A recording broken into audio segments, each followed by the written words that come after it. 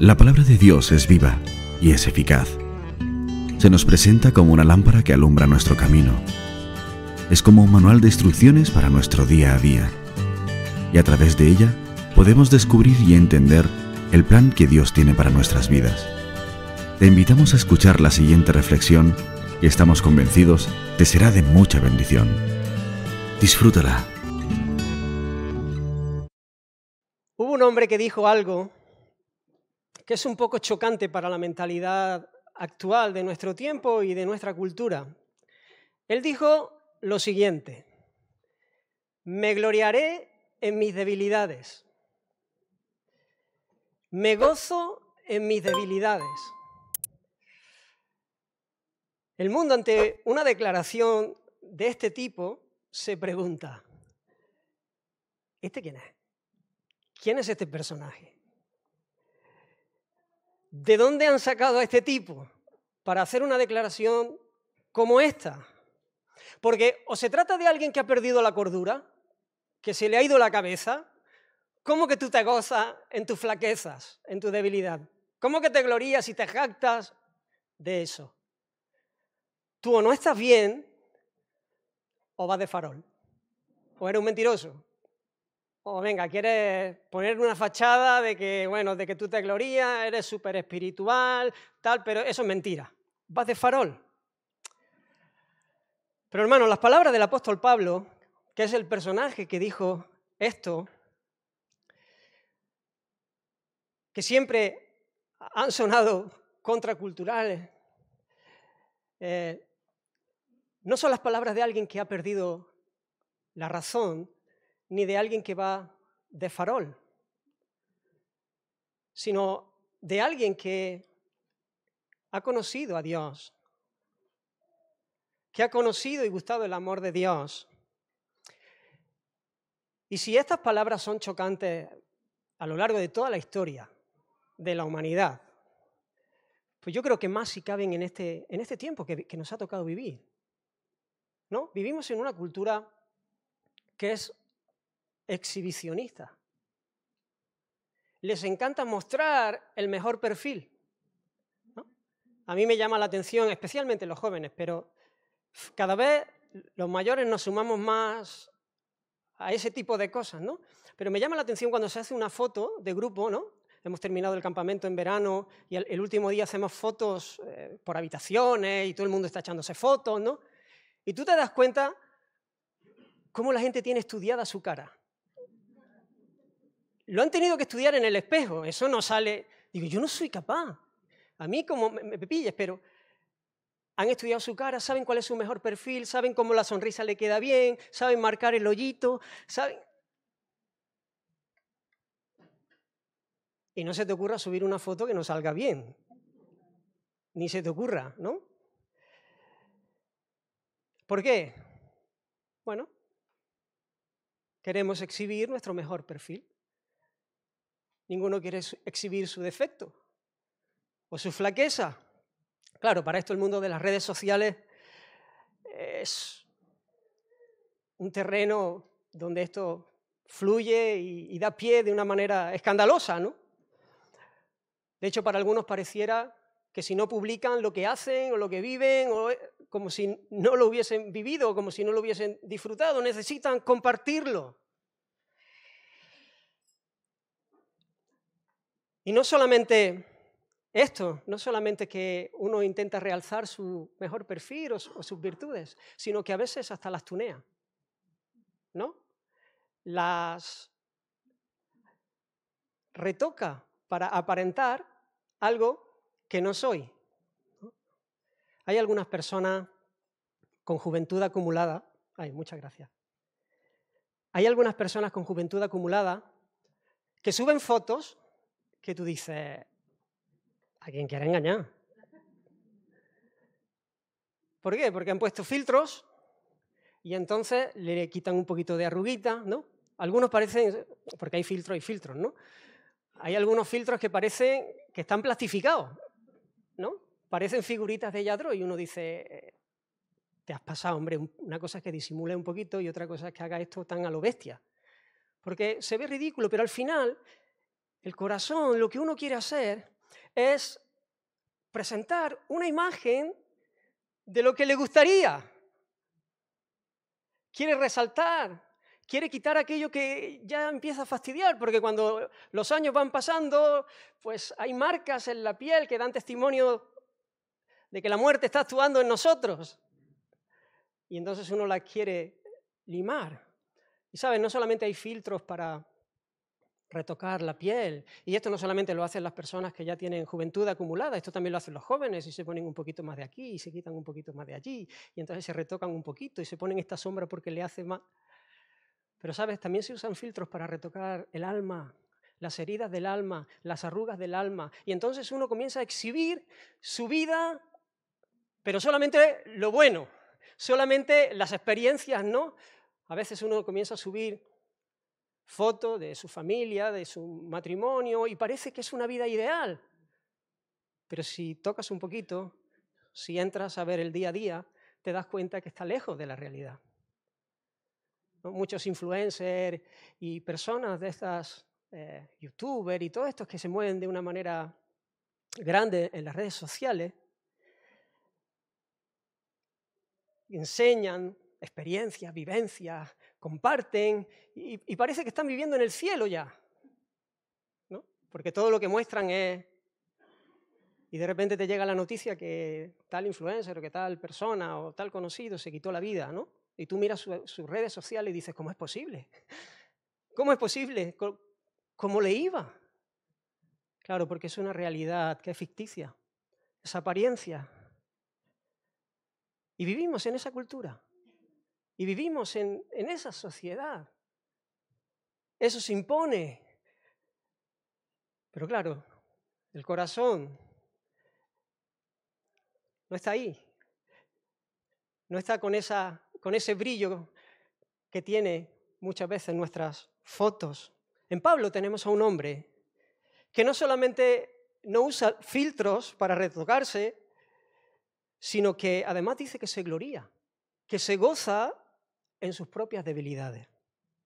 Y quisiera que pudiéramos considerar las palabras del apóstol que se encuentran en la segunda carta a los Corintios, en el capítulo 12, los versículos del 7 al 10, para que podamos entender por qué él se gloría y se goza en su flaqueza. Y para que podamos comprobar de que esta persona no está ni loca ni va de farol, sino que es una realidad en su alma. Así que, segunda de Corintios, capítulo 12, versículos 7 al 10, dice la palabra del Señor: y para que la grandeza de las revelaciones no me exaltase desmedidamente, me fue dado un aguijón en mi carne, un mensajero de Satanás que me abofetee para que no me enaltezca sobremanera, respecto a lo cual 3 veces he rogado al Señor que lo quite de mí. Y me ha dicho, bástate mi gracia, porque mi poder se perfecciona en la debilidad. Por tanto, de buena gana me gloriaré más bien en mis debilidades, para que repose sobre mí el poder de Cristo. Por lo cual, por amor de Cristo, me gozo en las debilidades, en afrentas, en necesidades, en persecuciones, en angustias, porque cuando soy débil, entonces soy fuerte. Déjame hacer una oración más. Señor, te bendecimos, reconocemos nuestra necesidad de ti, Señor. Gracias por tu presencia en medio nuestra. Te pedimos, Señor, que tú nos hables. Gracias por tu palabra, Señor. Muévete con poder, Señor, en cada uno de nuestros corazones. Extiende tu mano, Señor. Abre nuestros ojos para que podamos ver algo más de tu gloria, de tu belleza, de tu hermosura, Señor. Arranca cualquier cosa que pueda ser un estorbo. Deshaz toda obra del enemigo. Exhibe tu potencia, Señor, tu amor, tu nombre en medio nuestra. Sigue tú salvando, sanando, restaurando, animando, Señor, edificando a tu gente. Te lo rogamos en el nombre de Jesús. Amén. Solamente quiero poner un poquito, de manera muy breve, en contexto. El apóstol Pablo lo que está haciendo cuando dice estas cosas es haciendo una defensa de su autoridad apostólica. él está defendiendo su apostolado. Se han levantado personas que están queriendo ganar el corazón de la iglesia, el corazón de los hermanos, pero que son falsos apóstoles. Se hacen llamar apóstoles, están exhibiendo sus capacidades, sus dones, sus habilidades, su elocuencia, pero no están interesados en servir a la iglesia, sino más bien están interesados en servirse de ella. Y entonces no solamente ellos se elevan para que el foco les dé a ellos y exhiban de manera que se presenten atractivos para que la gente les siga, sino que quieren también menospreciar al apóstol para que así lo desacrediten y ganen el corazón de la gente. El apóstol Pablo ve necesario hacer una defensa de su autoridad apostólica. No es que él esté intentando salvaguardar su propia honra, su propio nombre. Él lo que está queriendo salvaguardar es a la iglesia, porque si tú desacreditas al mensajero, estás desacreditando el mensaje. Y si tú tocas el mensaje del evangelio, la iglesia va a sufrir las consecuencias. Entonces, Pablo hace una defensa y él al principio le dice, bueno, vosotros sois tan especiales, vosotros sois tan grandes. Claro, ellos menospreciaban a Pablo porque decían, este no tiene pinta de ser alguien muy fuerte, es alguien débil.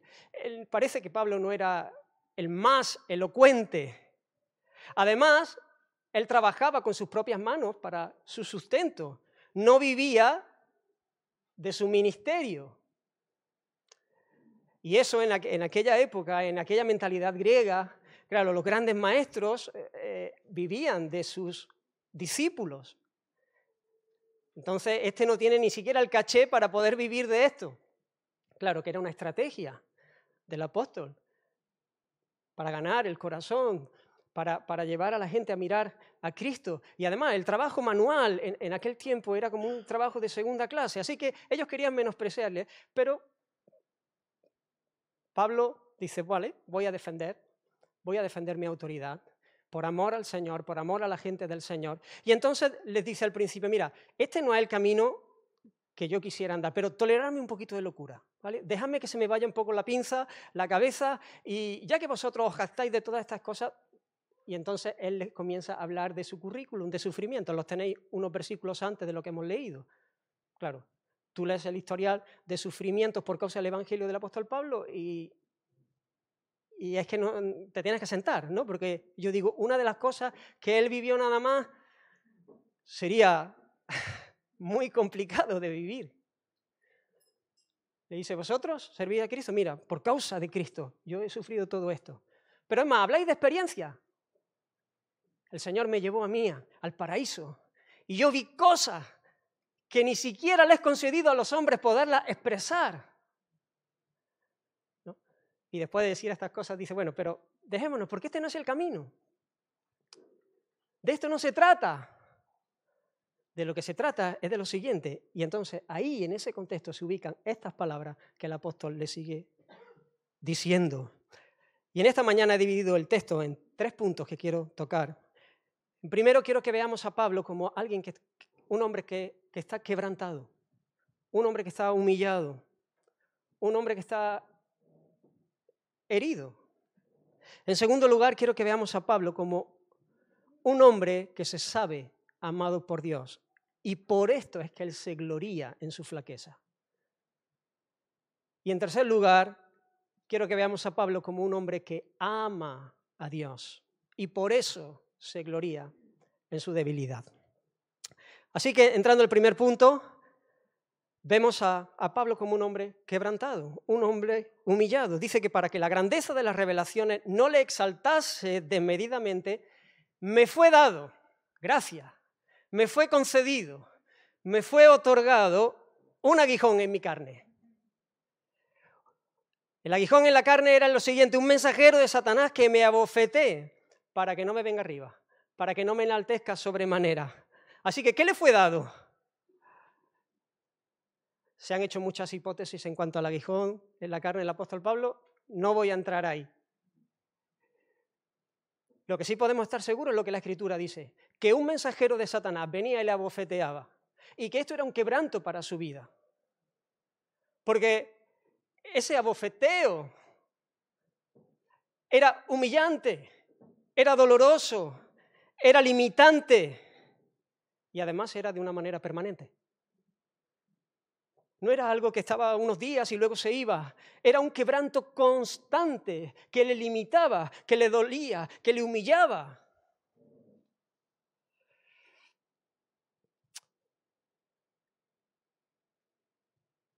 Clamó hasta en 3 ocasiones: Señor, quítame esto.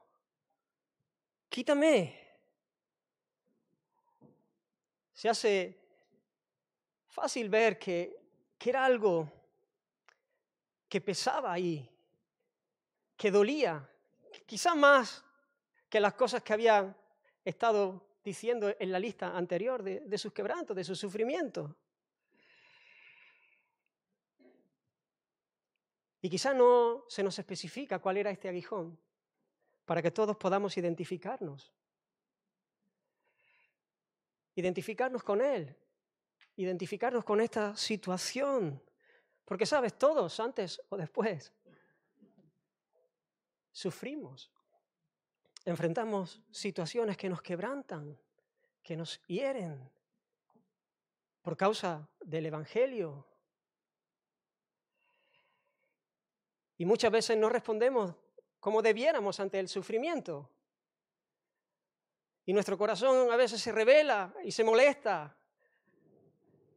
Y no se conforma y no lo recibe como de la providencia de Dios, sino que comienza a molestarse, a quejarse, a huir, a intentar buscar alivio. El apóstol Pablo corrió al Señor, no podía ser de otra manera. Él no fue tocando a las puertas del mundo. Él no fue buscando alivios fuera de Dios. Él fue a Dios, obviamente, al que conocía. Y le dijo: Señor, por favor, quítame esto. Señor, por favor, quítame este aguijón. Duele demasiado. Señor, por favor, quita esto. Me quebranta, me hiere. Señor, quita esto, por favor, me limita. Yo pienso que él no solamente está pensando en sentir alivio. Él está pensando en la obra del Señor. Es muy fácil verlo porque él vive así. Él está dando todo para servir al Señor. Y yo creo que él pensaba: Señor, si tú me quitas esto, si tú me quitas este aguijón, yo puedo correr más, yo puedo llegar más lejos, yo puedo servirte mejor, yo puedo ir aquí y allí, y esto me limita, Señor.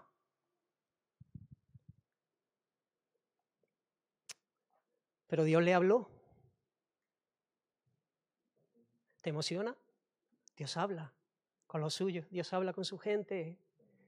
Dios habla en medio del dolor, en medio de la noche, en medio de la dificultad. El Señor le habló. Porque Dios es un Dios cercano. Él es nuestro Padre. Él nos ama de una manera escandalosa que sobrepasa nuestro entendimiento. Y el Señor le habló. Pero no le dio la respuesta que él esperaba. Él le dijo: bástate mi gracia. Vamos, que no te lo quito. Que no te quito el aguijón. Bástate mi gracia, pero que el aguijón lo necesita. El Señor había respondido en otras maneras, en otras circunstancias, librando al apóstol. Pero en esta ocasión dijo: no.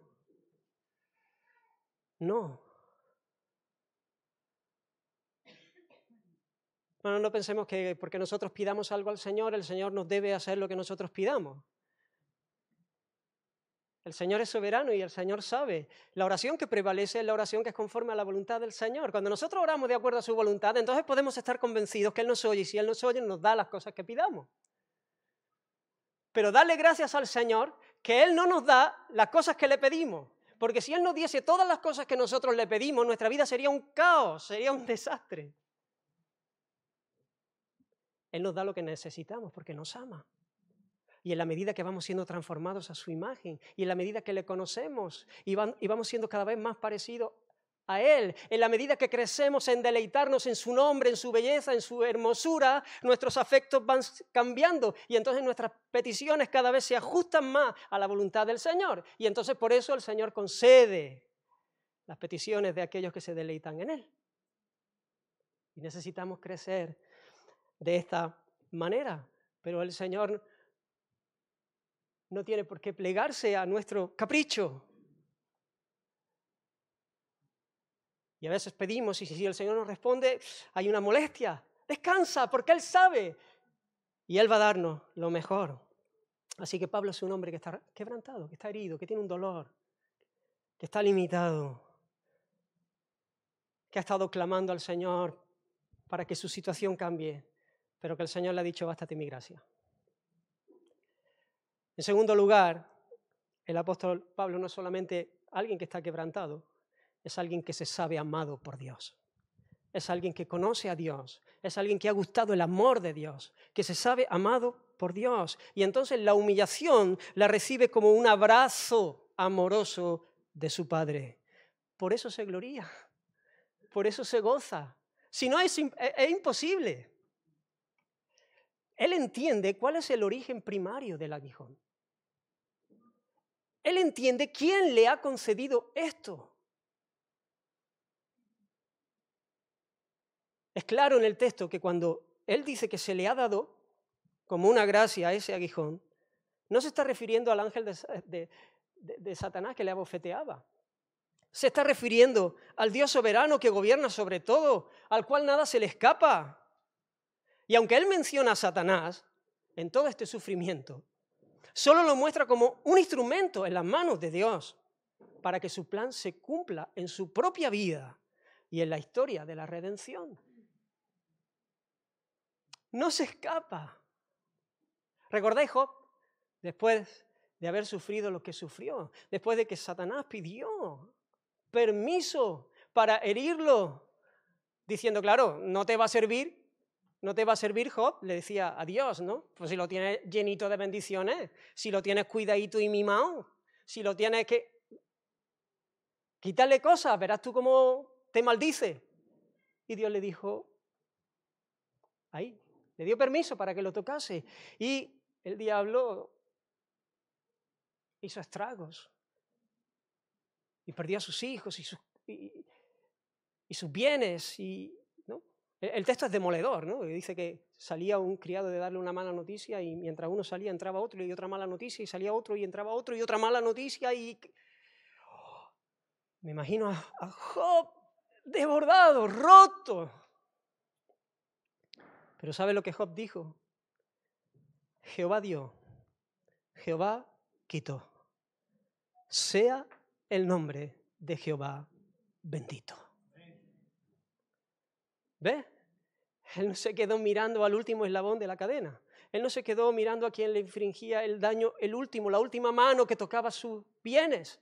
Él miró más allá. Él tuvo una visión del Dios soberano que gobierna sobre todo, que bendice y que también permite el sufrimiento en la vida de los suyos para la gloria de su nombre, para el bien de ellos. La mujer mismo de Job le dijo, anda, maldice a Dios y muérete.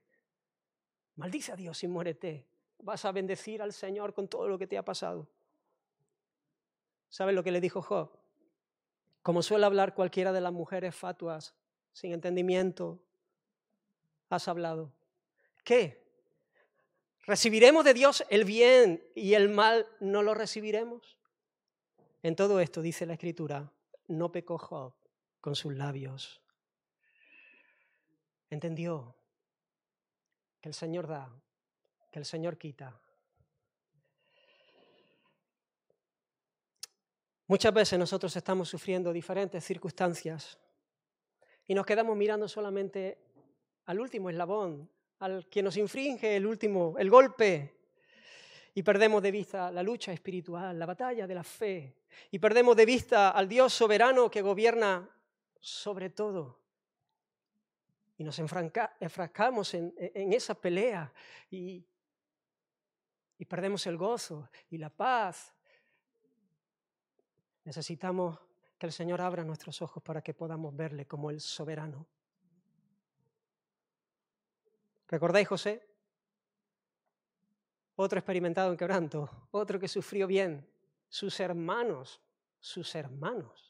le vendieron. Bueno, y le vendieron como última opción, porque ellos tenían pensamiento de quitarle la vida. Pero bueno, lo vendieron como un esclavo finalmente. Tus hermanos.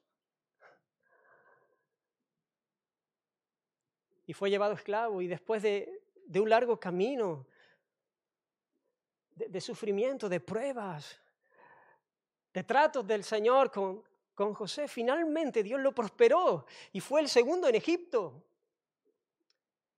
Y Dios permitió que hubiese un tiempo de hambre y la familia tuviese que ir a Egipto a buscar alimentos. Y José tramó un plan para poder traer a su familia allí y poderle desvelar quién era, porque ellos no le habían conocido. Y dice que cuando él los tuvo delante, después de toda esta historia, dice que José le dijo a sus hermanos: acercaos ahora a mí. Y ellos se acercaron y él le dijo: yo soy José, vuestro hermano. Me imagino la cara de aquellos, cómo se les quedaría. El que vendisteis para Egipto. Fíjate cómo sigue diciendo. Ahora pues, no os entristezcáis, ni os pese de haberme vendido acá, porque para preservación de vida me envió Dios delante de vosotros. ¿Quién me envió? Dios. Sus hermanos no tenían en mente bendecirlo, sino que lo que ellos querían era quitárselo de en medio. Por cierto, eran responsables de su maldad. Pero aún así, José supo que detrás de toda circunstancia, que detrás de todo lo que le tocó vivir, aún detrás del pecado de sus hermanos, el Dios de amor estaba gobernando la escena para el bien suyo y para el bien del pueblo de Dios. Piensa en esa circunstancia difícil que estás viviendo. Puedes mirar con los ojos de la fe y ver al Dios de amor detrás. O solo ves al que te hiere o lo que te hace sufrir. Rechazo a lo mejor por la fe, a lo mejor rechazo en la propia familia, envidia, traiciones, problemas económicos, enfermedad.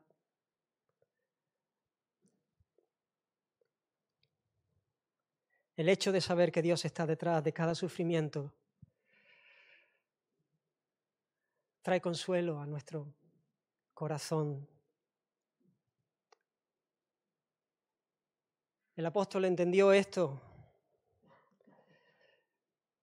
y él supo que era Dios el que estaba detrás, porque él supo que había un propósito. De hecho, él entendió cuál era el propósito que Dios tenía con ese aguijón. Lo hemos leído en el texto. Había un para qué, porque Dios nunca desperdicia un dolor. Dios siempre usa cualquier sufrimiento en la vida de sus hijos con un propósito, y el propósito es de bien.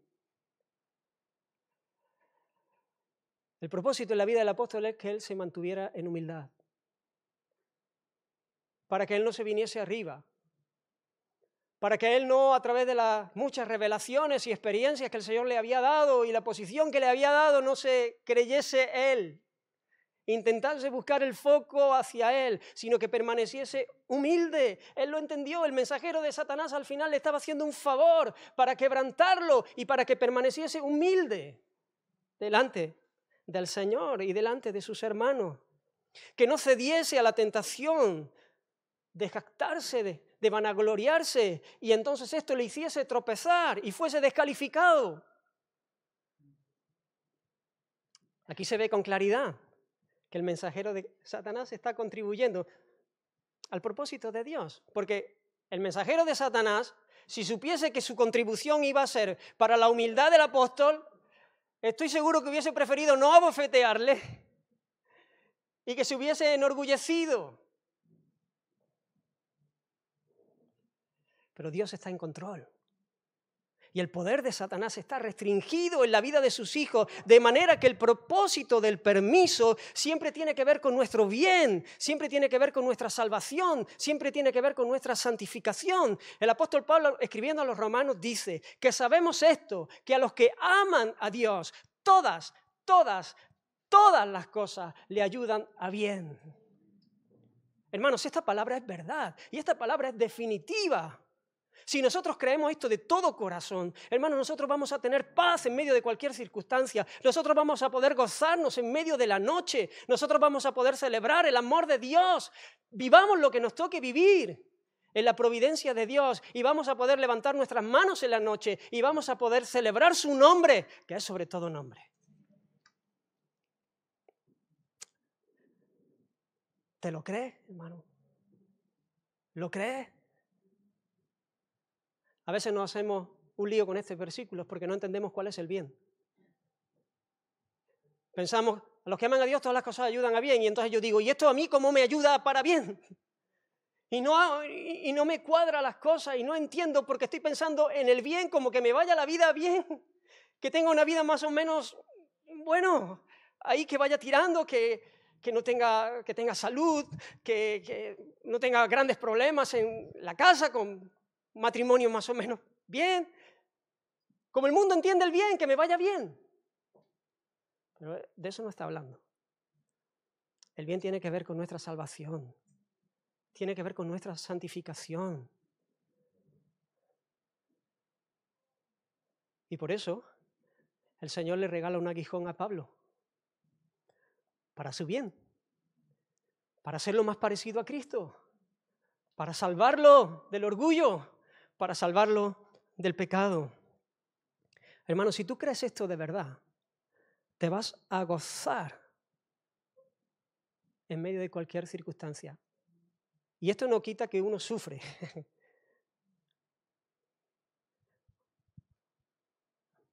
O sea, una cosa no quita la otra. El sufrimiento está ahí, las lágrimas están ahí, el dolor está ahí.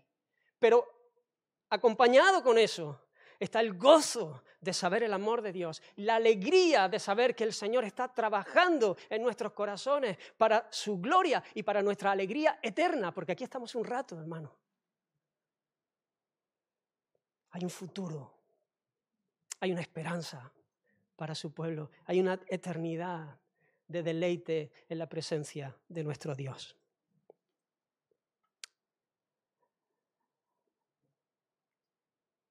Hermanos, muchas veces apreciamos más la liberación del sufrimiento que la limpieza del pecado. Nos duelen más las circunstancias que nos afligen que el pecado que hay en nosotros. A veces le damos más importancia a la comodidad que a la santidad. Prefiero tener una vida tranquila que ser humilde.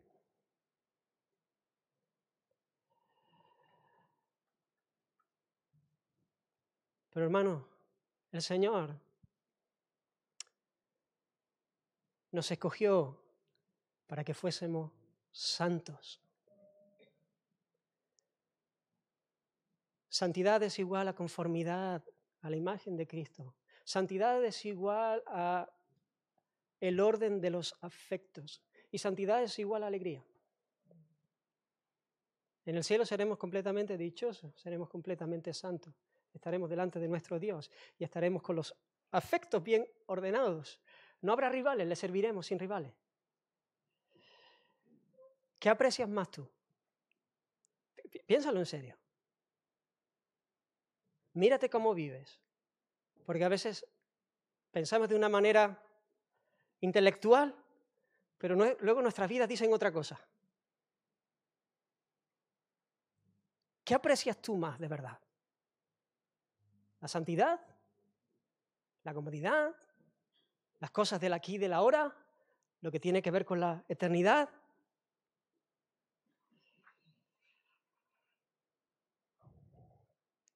Si tú aprecias la santidad por encima de la comodidad, vas a celebrar los tratos del Señor aunque duelan.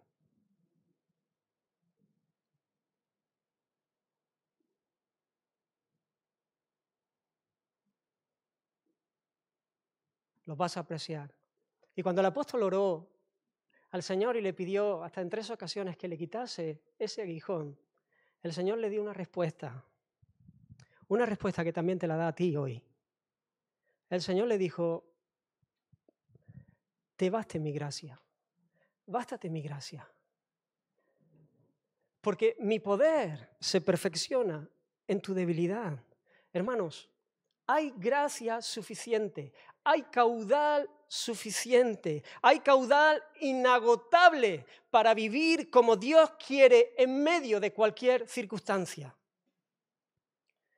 Hermanos, el Señor nos ha bendecido con toda bendición espiritual en los lugares celestiales. Mi Dios pues suplirá, dice el apóstol Pablo escribiendo a los filipenses, vuestras necesidades conforme a la riqueza de su gracia en Cristo Jesús. Hemos sido bendecidos de una manera escandalosa. Hay gracia, hay favor inmerecido, hay potencia, capacidad para vivir como Dios quiere. La pregunta que debemos hacernos no es si hay caudal, no si hay gracia, sino si de a ti te basta. Si tú la aprecias, si para ti es suficiente. Si tú la aprecias de modo que tú puedas tener contentamiento en medio de la noche. Y tú puedas vivir lo que el Señor en su providencia te permita vivir en paz, con alegría, con vigor espiritual, con esperanza. Hermanos, todas las cosas que pertenecen a la vida y a la piedad, todas, escucha este texto, todas las cosas que pertenecen a la vida y a la piedad nos han sido dadas por su divino poder. ¿Cómo?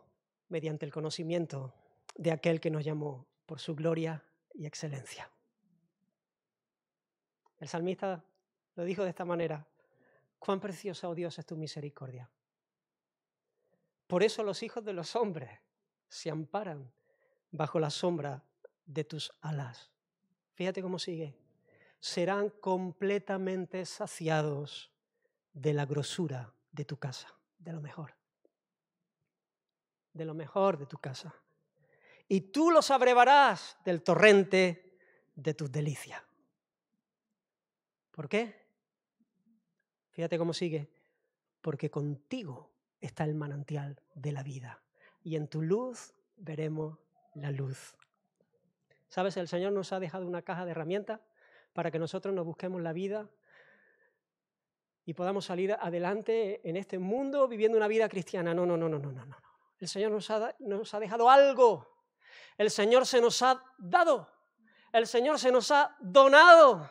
El Señor ha venido a morar en nosotros por su Espíritu Santo para capacitarnos. Por eso hay gracia suficiente. Por eso hay caudal. Por eso hay grosura. Por eso hay agua. Por eso podemos decir, ya no tengo la sed, como aquella samaritana que estaba junto al pozo. ¿Por qué? Porque Dios ha venido a vivir en mí. Dios ha venido a morar en mí. Él se nos ha donado. Y si le tengo a Él, como decía la canción que sonaba, creo que era el final del primer turno, lo tengo todo. Lo tengo todo. Hermanos, esto es glorioso. Y esto se nos da en virtud a la obra del que se humilló por nosotros para que fuésemos levantados. Aquel que nos amó de una manera tan profunda, de una manera tan auténtica, que no estimó el ser igual a Dios como cosa que aferrarse, sino que se despojó voluntariamente. Se hizo como uno de nosotros, se hizo un hombre para representarnos viviendo una vida perfecta. Él cumplió la ley a cabalidad. Él nunca hizo nada que no debiera hacer. Nunca dejó de hacer nada que debiera hacer. Él cumplió la ley, lo que para ti era imposible, para mí. Éramos enemigos suyos, no teníamos capacidad, pero Él nos amó de una manera tan gloriosa que se encarnó y lo hizo. Y cuando lo que Él merecía por haber vivido como vivió era el beso, el bien hecho del Padre, ¿sabes lo que recibió? La justa ira de Dios, porque Él ocupó nuestro lugar en la cruz y Él sufrió el golpe que merecían nuestros pecados. Él sufrió el golpe que merecía alguien que había vivido como tú, para que nosotros podamos hoy decir que hay gracia suficiente, que hemos sido reconciliados con Él, que podemos caminar con Él, que podemos mirar el hoy con mucha esperanza, que podemos mirar el mañana con mucha certeza, sabiendo que Dios está por nosotros, que Dios está en nosotros. Y cuando yo miro la cruz de Cristo, puedo decir, Dios me ama. Y en medio de cualquier circunstancia, donde el enemigo se levanta con engaños y con mentiras y te dice, pues no te amará tanto, uno mira la cruz y puede ver el amor de Dios. Hermanos, seremos enemigos de Dios, enemigos de Dios. Enemigo. Pero Él nos amó. Y Dios muestra su amor para con nosotros, en que siendo enemigos, Él murió por nosotros. Pues más, si nos amó muriendo por nosotros cuando éramos enemigos, ¿cuánto más ahora que somos sus hijos? No seremos salvos por su vida. Ahora Él no tiene que morir. Ahora es su vida en nosotros y Él nos está salvando, guardando nuestra fe, nuestra confianza, trabajando en nosotros para hacernos más parecidos a Él. Pablo sabía esto. Pablo se sabía amado por el Señor y entonces él dice, me glorío, me gozo en mi flaqueza, me gozo en mi debilidad. Al final sé que Dios está trabajando en mí, para mi bien, para el bien de su gente, para la gloria de su nombre. Por eso él fue manso y se sometió con gozo a la voluntad de Dios. Que el Señor siga trabajando en nuestros corazones para que crezcamos en mansedumbre, en gozo. En tercer lugar, hemos dicho, Pablo es un hombre quebrantado, herido, humillado, pero Pablo es un hombre, en segundo lugar, que se sabe amado por Dios, que ha experimentado y ha gustado el amor de Dios y sabe que Dios tiene un buen propósito para él. Y en tercer lugar, Pablo es un hombre que ama al Señor. Obviamente, es la respuesta natural al que se sabe amado. Porque si nosotros amamos a Dios es porque Él nos amó a nosotros primero. Y si Dios mora en nosotros, y si Dios ha puesto a su Espíritu Santo, la persona, amor en nuestros corazones, nosotros vamos a responder en amor a Dios y en amor al prójimo. Ese es el fruto del Espíritu Santo en nuestros corazones. Así que Pablo es alguien que ama a Dios. Y porque ama a Dios, él se gloría en su debilidad. Él se gloría en medio de ese quebranto. Mira cómo lo dice, bástate mi gracia porque mi poder se perfecciona en la debilidad. Por tanto, de buena gana me gloriaré más bien en mis debilidades para que repose sobre mí el poder de Cristo. Por lo cual, dice, por amor a Cristo. ¿Ves? Por amor a Cristo me gozo en las debilidades. Y en el aguijón, y en las afrentas, y en necesidades, y en persecuciones, y en angustias. Porque cuando soy débil, entonces soy fuerte. Hermano, si le amo, quiero estar con Él. Y no quiero ofenderlo. Quiero estar con Él y no quiero ofender. Si yo amo a Dios, no quiero ofenderlo. Así que recibiré sus tratos para con mi vida con gozo. ¿Por qué? Porque si lo que Él está trabajando es para hacerme más parecido a Él, yo lo celebraré. Y solo quiero mencionar esto de pasada, porque no es el énfasis del texto, pero si el aguijón me ha sido dado para el bien, para conocerle, para ser transformado a su imagen por el Espíritu, para apartarme del pecado, en este caso del orgullo, entonces yo lo celebraré. ¿Por qué? Porque el pecado cortocircuita la relación con Dios.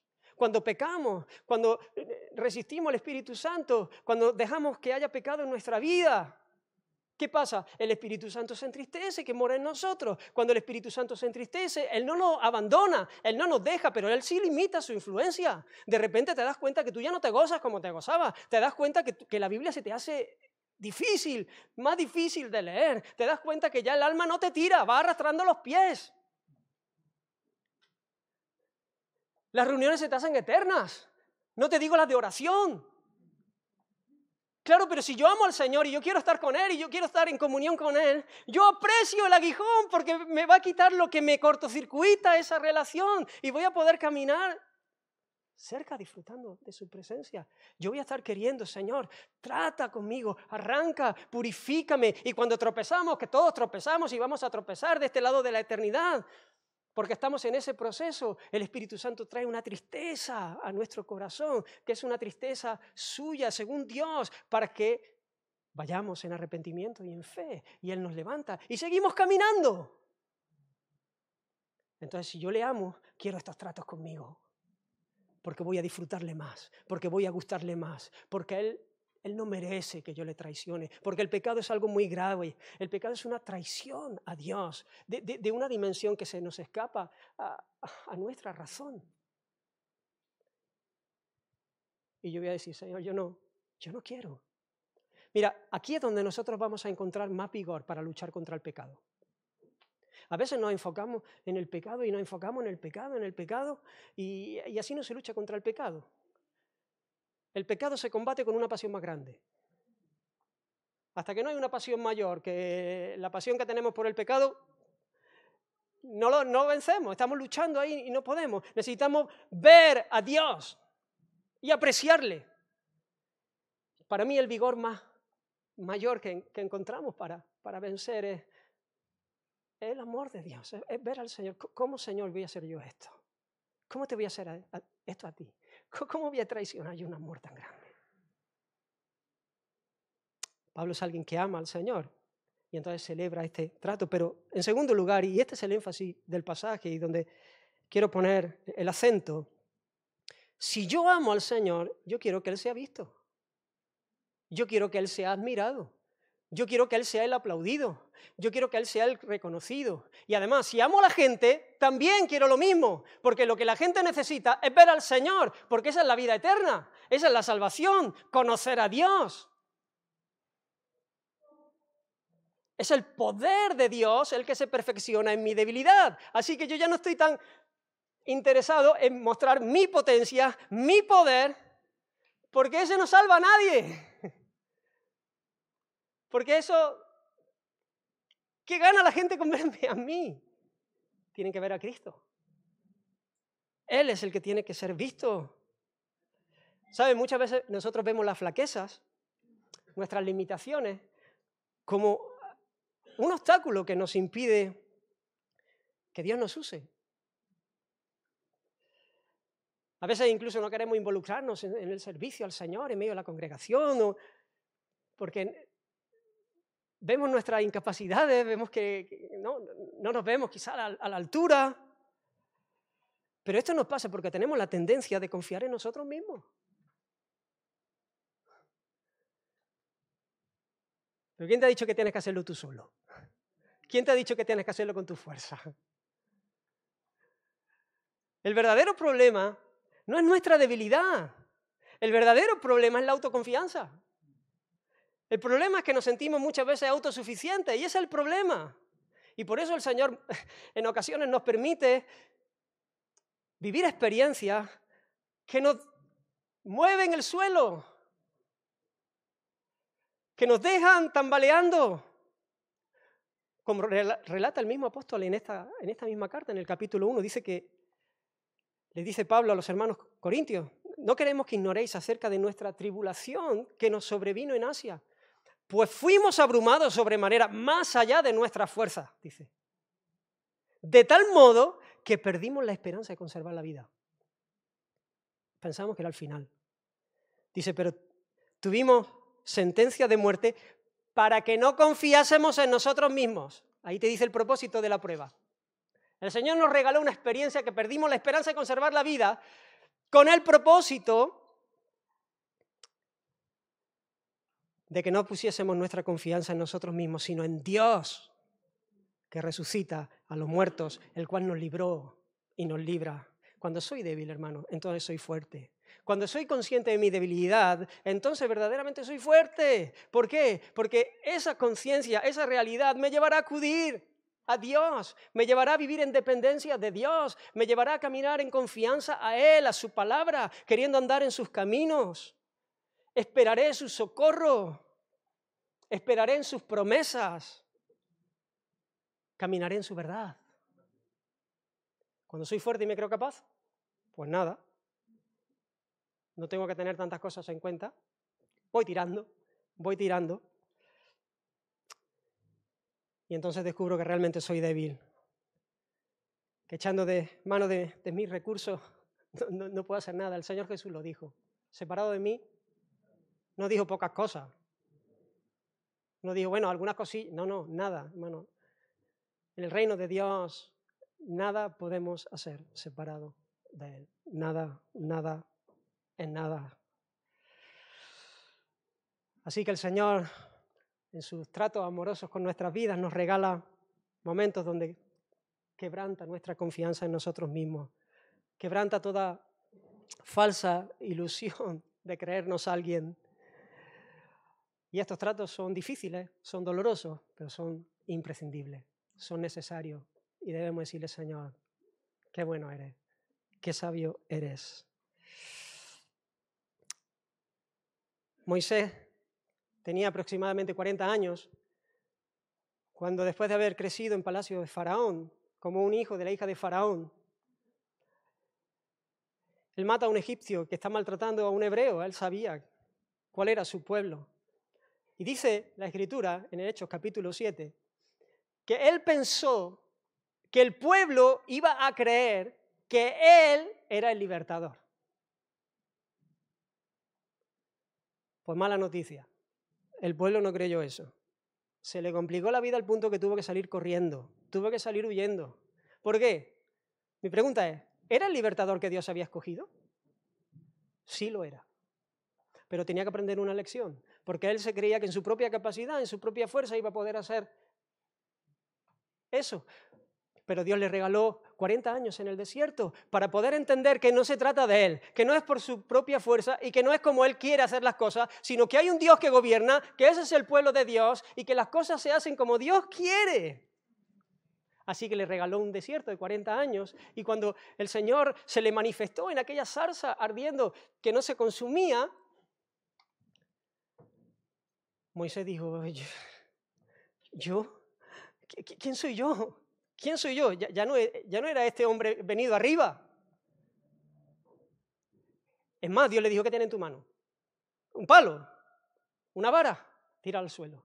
Y allí se convirtió en serpiente y luego la volvió a tomar y manifestó el poder de Dios allí para que supiese que Dios iba con él, que Dios le iba a dar señales, que Dios iba a respaldar. Con todo y con eso, Señor, yo no sé hablar. ¿Qué voy a decir? Necesitaba ser quebrantado. Finalmente Moisés obedeció, porque si se hubiese quedado sin obedecer hubiese estado en el mismo punto. Pero al final él puso su confianza en el Dios que le enviaba, en el gran yo soy que le enviaba. Y entonces él fue. Y fue a Egipto y habló a Faraón en nombre de Dios. Y el poder de Dios se manifestó de una manera gloriosa. En medio de su debilidad, él ya todo el tiempo estaba dependiendo de Dios, del poder de Dios. Hermanos, la Escritura está llena de relatos que muestran esta misma verdad. Llena. Para que aprendamos que nuestra debilidad es el escenario donde su poder se manifiesta. De manera que hace lo que nosotros no podemos y Él es visto. Él es visto glorioso, no nosotros. Él es visto glorioso y por lo tanto Él es admirado. Nuestra debilidad es la plataforma para manifestar la gracia, el poder, la gloria de Dios en nosotros. Mira, todos nosotros aquí estamos diseñados. Nuestro corazón está inclinado a buscar nuestra propia dicha. No podemos hacer otra cosa. No lo intentes porque no lo puedes hacer. Porque estamos por diseño orientados hacia nuestra propia felicidad. Claro, el egocéntrico, todo su mundo gira en torno a sí. Todo gira en torno a sí. Le da igual pisar al que tiene al lado, si eso le satisface. Es yo, mi mie, el centrito del universo. Yo, todo. El que ama, aunque su corazón está inclinado de la misma manera hacia su propia felicidad está en el bien del ser que ama. Cuando yo veo a mis hijos prosperar, yo me gozo. Yo no me gozo solamente en mi prosperidad, yo me gozo, de hecho, me gozo hasta más. Es más, puedo hacer sacrificios que parece que estoy atentando contra mis propios deseos para que a ellos les vaya bien. ¿Por qué? Porque el que a ellos les vaya bien es buscar mi felicidad. ¿Por qué? Porque les amo. Pablo está funcionando así. Pablo tiene un amor dominante en su corazón. Pablo ama a Cristo. Y entonces, él desea que Cristo sea visto, que Cristo sea admirado, que Cristo sea reconocido. Aunque se vean sus flaquezas, aunque se vean sus debilidades, que Cristo sea visto. Y Pablo entendió esto, que él era un escenario, una plataforma donde el Señor podía ser visto precioso. El mayor gozo de un cristiano es que Cristo pueda ser visto en su propia vida. Hay una película para los antiguos, los que tienen juventud acumulada aquí, que ilustra muy bien, o que quiero usar para ilustrar esto. Es Superman, pero no recuerdo si es Superman 1 o 2 de la antigua. No os vayáis a las de ahora, que están mejor hechas, pero son peores. No. Creo que era Superman 1. Hay una escena que es mítica, ahí, ¿no? Muy, muy conocida, por lo menos cuando nosotros veíamos Superman siendo niño. Y hay un niño que está junto a las cataratas del Niágara. ¿Alguien recuerda esa escena? ¿Ves? Los que peinan canas, seguro.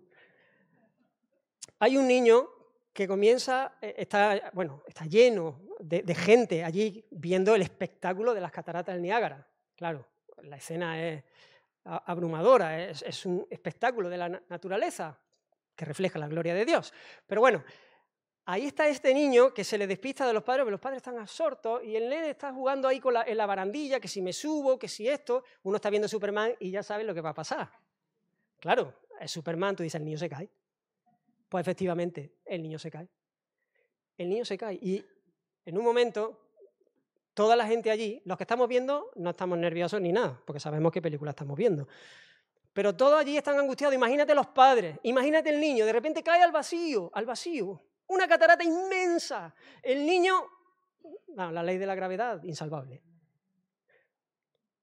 El destino que tiene, pues ya todo el mundo lo sabe.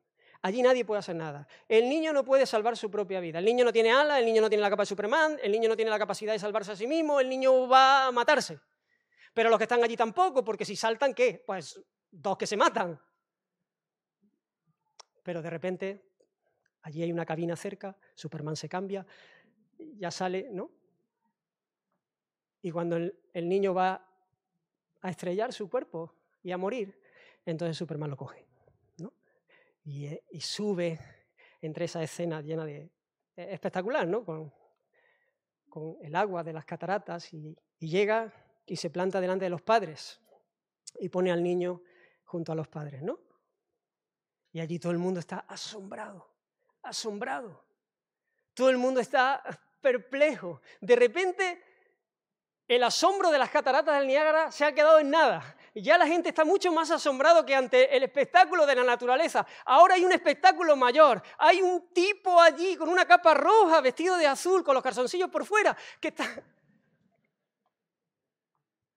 ha cautivado la atención de todos. Superman. Y pone el niño allí, los padres le riñen así un poquito, ¿no? Como diciendo, ¿cómo se te ocurre hacer esto? Pero están flipados, están alucinando.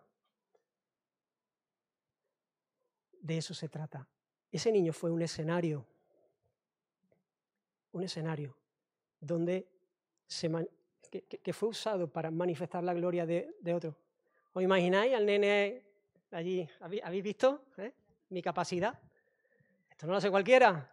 cómo yo he subido y me he colocado, ¿esto cómo he salvado mi vida? No. Allí nadie estaba mirando al niño. Los padres un poco, claro, el hijo. Allí todos estaban absortos ante la gloria del superhéroe. Hermanos, Pablo sabía que su debilidad era ese escenario para que el poder de Dios se manifestase y todos quedasen absortos ante el que merece nuestra admiración. Por eso podemos entender que Pablo se gloriase en su debilidad,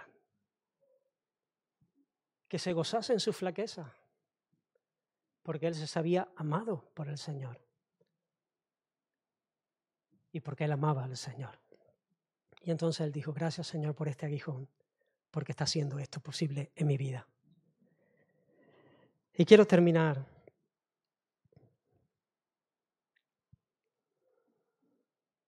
con unos versículos más adelante. Hemos leído hasta el 10, pero los versículos 14 y 15, mira cómo luce la vida de Pablo. Dice, he aquí, por tercera vez estoy preparado para ir a vosotros, y no os seré gravoso, porque no busco lo vuestro, sino a vosotros. Pues no deben atesorar los hijos para los padres, sino los padres para los hijos. Y yo, dice, mira cómo lo dice, con el mayor placer gastaré lo mío. Y aún yo mismo me gastaré del todo por amor de vuestras almas. Aunque amando más, sea amado menos. Hermanos, esto es una vida sobrenatural. Esto es vivir en el poder del Espíritu Santo. Mira, no busco lo vuestro. Yo no estoy buscando vuestro dinero. Yo no estoy buscando que vosotros cubráis mis necesidades materiales. Yo estoy buscando a vosotros. Es más, cuando busco vuestra ofrenda, no estoy buscando la ofrenda en sí, busco fruto en vosotros para la gloria de Dios. Lo dice, creo que escribiendo a los filipenses, no recuerdo bien el lugar. Yo no estoy buscando lo vuestro, yo estoy buscando a vosotros. Yo no estoy buscando servirme de vosotros, yo estoy buscando serviros a vosotros, para que vosotros, vuestra bendición, vuestra alegría es la mía, vuestra bendición es mi gozo. Yo no busco lo vuestro, sino a vosotros. Es más, no es que no busco lo vuestro, es que estoy dispuesto a gastar lo mío. Lo que yo tengo, lo pongo. Estoy dispuesto a gastar lo mío por amor a vosotros. Pero es más, no estoy dispuesto solamente a gastar lo que tengo de material, estoy dispuesto a gastarme yo, a dejar mi fuerza, a dejar mi nombre, mi fama, mi reputación, lo que sea, estoy dispuesto a gastarme yo. Y además con el mayor placer. Oye, tienes que tener el corazón grande para esto, ¿eh? Tienes que amar de veras esto. La Biblia nunca dejaría mentir al apóstol. El Espíritu Santo nunca hubiese dejado mentir al apóstol. Eso es así, ¿verdad? Dice, aunque al haceros bien, porque yo voy a haceros bien, no voy a haceros lo que a vosotros os gusta. Yo no estoy aquí para daros caprichos. Yo quiero vuestra bendición y eso a veces tengo que decir que no. Y a veces te tengo que corregir y te tengo que exhortar y te tengo que abrazar y a veces darte un capón para animarte a coger la senda derecha que es la de la bendición. Pero estoy dispuesto a hacerlo, estoy dispuesto a remangarme, estoy dispuesto a pringarme, también para corregirte, aunque yo amándote más, tú me ames menos. Estoy dispuesto porque estoy comprometido con tu bendición, estoy comprometido con el Señor. Te pregunto, ¿a quién se parece este? No busco lo vuestro sino a vosotros, gastaré lo mío, yo mismo me gastaré del todo, por amor de vuestras almas, con el mayor placer. ¿A quién se parece? Creo que es sencillo verlo. Es Cristo. Es fácil ver en la vida del apóstol al Señor Jesús. Hermano, qué contraste con los falsos apóstoles que estaban buscando servirse de la gente, que estaban buscando el aplauso y la admiración de la gente, que estaban buscando lo de ellos, no tanto a ellos. Que nosotros podamos crecer en luz, que podamos crecer en gustar el amor del Señor. Necesitamos ser llenos del Espíritu Santo, que podamos apreciar sus tratos sobre nuestra vida sabiendo que el Señor que gobierna nos ama, que Él ha dicho que jamás, jamás se volverá atrás de hacernos bien. De manera que nuestro corazón se encienda, que haya un celo grande en nuestros corazones por el honor de Dios, por el amor de Dios, de manera que nosotros no estemos intentando salvaguardar nuestro propio, querernos mostrar nosotros más o nuestro mejor perfil, sino que nosotros queramos que Él sea visto. Y a Él da igual el perfil que le veas, porque Él es glorioso, perfecto. Nosotros predicamos a Cristo, nosotros no nos predicamos a nosotros mismos, nosotros nos predicamos a Cristo. Necesitamos ser llenos del Espíritu Santo para vivir así. Y concluyo, hermanos, Pablo es alguien que se gloría y se goza en su debilidad. Es alguien que en medio del quebranto puede alabar al Señor con gozo, porque se sabe amado por Él, porque sabe de la necesidad de su aguijón para ser cuidado para lo mejor, para la vida abundante, para la vida eterna, para la alegría sin fin de la comunión con Dios. Y además se goza porque el amor de su vida puede ser magnificado a través de su debilidad. De manera que Cristo sea visto precioso por medio de Él. Y otros también amados por el Señor y amados por el apóstol, puedan unirse al mismo canto gozoso que dice al que está sentado en el trono y al Cordero, sea la alabanza, la honra, la gloria y el poder por los siglos de los siglos. Hermanos, que el Señor nos ayude a pesar el corazón, a correr a Él. A veces vemos tantas distracciones, tantos apegos, pero el Señor quiere traer estas palabras para que podamos también pesarlo y decir, Señor, el Evangelio son buenas noticias.